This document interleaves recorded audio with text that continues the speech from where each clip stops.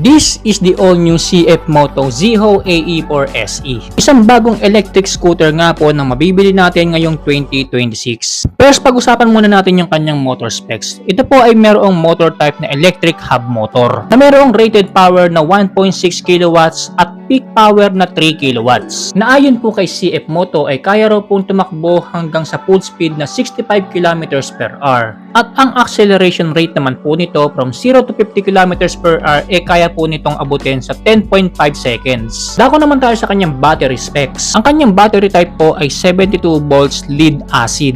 But as I mentioned earlier, pwede kayong gumamit ng dalawang type ng battery dito. Either graphene lead acid type or lithium type battery. Para naman po sa max range ng battery po niya o yung kaya po niyang lakbayin sa loob ng isang full charge ay mula 63 kilometers hanggang 74 kilometer range. Para sa akin nga po ay hindi na rin ganun kasama. Kung gagamitin ko lang naman ito as daily service or kung meron man akong gustong puntahang lugar from one city to another. Ang mahalaga naman dito ay kaya ka nitong iatid from point A to point B. At pagdating naman po sa charging time ng kanyang battery, kaya po nitong punuin ng isang full charge sa loob ng 4 to 5 hours. Well, it's not bad at all dahil yun naman talaga yung pinaka-standard charging time when it comes to mga battery na mga electric scooter. Pag-usapan naman natin yung kanyang mga parts, dito na muna tayo sa suspension. Sa harapan po, equip po ito ng telescopic fork. Habang sa likuran naman po, ito po ay naka-twin shock absorber na po. At nakakabilib din nga po ang braking system nitong Zeho AE4 SE dahil pares na pong equip ito ng hydraulic disc harap at likuran. Kaya naman kung braking power lang din ang hanap mo sa isang electric scooter, pasok na pasok itong e-scooter na ito mula po kay CF Moto. At talaga namang kagulat-gulat nga rin po yung mga features na tinataglay itong e-scooter na ito dahil meron na po itong ABS at electronic traction control system.